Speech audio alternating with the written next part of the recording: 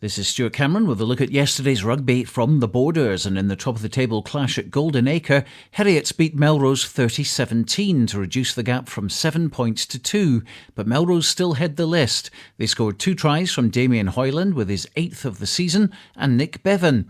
We hear from a disappointed director of rugby, Mike Delgetti. Very disappointed with the results, but you've got to give Heriots give them some credit. They played very well. We gave them chances and they took them, so we really can't complain at the end result. We're just very disappointed with our own performance. It's a long season and we'll bounce back very quickly. Gala bounced right back from their B&I Cup defeat last Sunday to run in 8 tries in their demolition of bottom club Curry, winning 48-16 with a 28 points to nothing scoreline in the second half.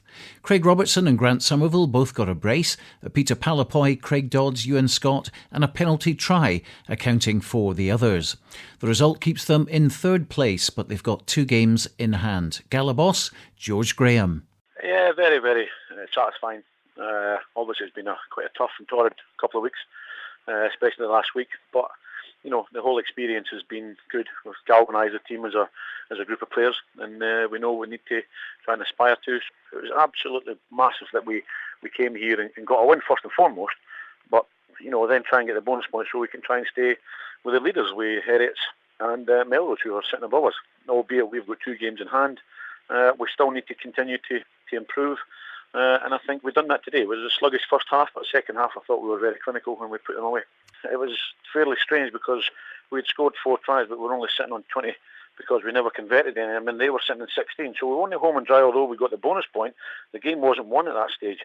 Second half had a few stern words, which seems to be the doctor's orders for this group of players, and they went off and just blew them away the second half. Hawick looked as if they'd win their 3rd game in a row as they went into the break at Rubislaw 22-15 up against Aberdeen Grammar, with 3 tries from Neil Rennick, Gary Johnston and Sean Muir.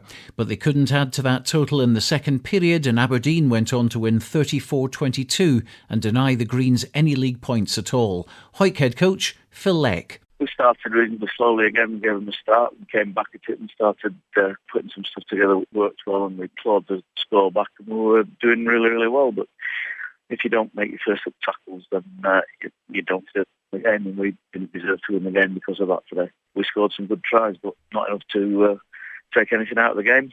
Very disappointed. It's a bit of a roller coaster at this moment in time, just struggling for some consistency. The other Premiership results: Ayr 29, Stirling County 0, Glasgow Hawks 24, Edinburgh Accies 8. The big local derby in the National League was played out in front of a healthy crowd at Philip Hawke between Selkirk and Kelso, and with 4 tries in the first half, it looked as if we were in for a high-scoring game. Scott Hendry and Angus Duckett crossed for Selkirk, with Dom Buckley and David Gobby scoring for Kelso. But there were no tries in the second half, but we did see some drama from kickers Ben Cooper and Josh Welsh, who were in good form with the boot. Equally, they both missed chances to win the game, and in the end a 21-all draw was a fair result. You can watch highlights from that game on Borders Rugby television at bordersrugby.net. Reaction first from Kelso's Richard Minto. The first 20 we were backs against the wall. Selkirk came out absolutely flying. We thought they would, and we had to kind of just backs against the wall and kind of front up a wee bit. But once we got into the game, 20 minutes, knocked over a couple of penalties, the 3s, the 6s, we built ourselves back into the game. And we got there, as I say, maybe after the first 20 minutes we'd have said come away with a draw, would have been alright. But after the last 20 minutes we should have maybe won that game. A couple of penalties we shouldn't have given away, silly ones, and Selkirk got right back in it, and at the end of the day got a draw, and well, fully deserved I suppose. The Selkirk point of view comes from Lee Kibble. I wouldn't say we're happy with it. We'll take it.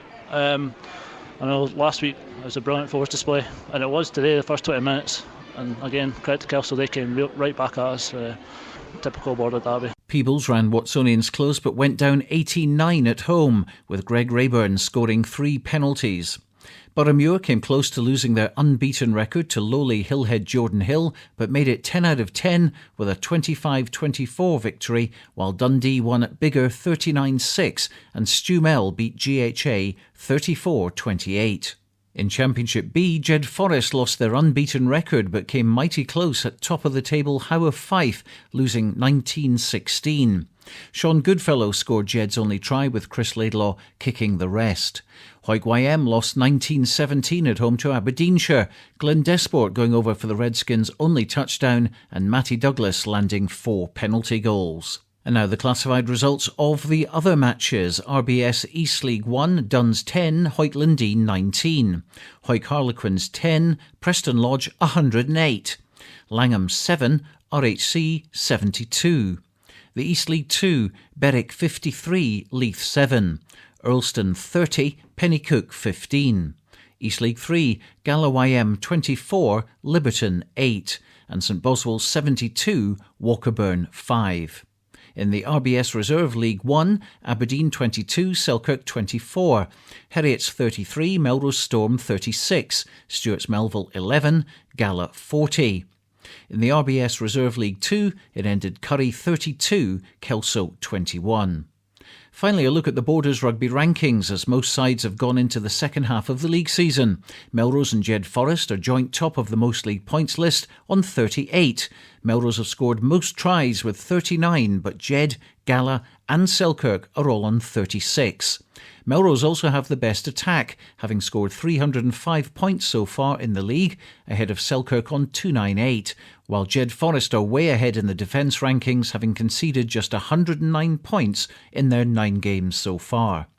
Individually, Damien Hoyland of Melrose has scored 8 tries, Peter Palapoy and Grant Somerville of Gala 6, Fraser Harkness and Angus Duckett of Selkirk have 5, along with Jed Forest's Chris Laidlaw. Of the local East League teams, Berwick are on 33 points so far. St Boswell, still unbeaten with 6 bonus point wins in 6 matches, are on 30. Well, for the full list of next week's fixtures and to get the latest news, results, rankings, audio and video, go to bordersrugby.net.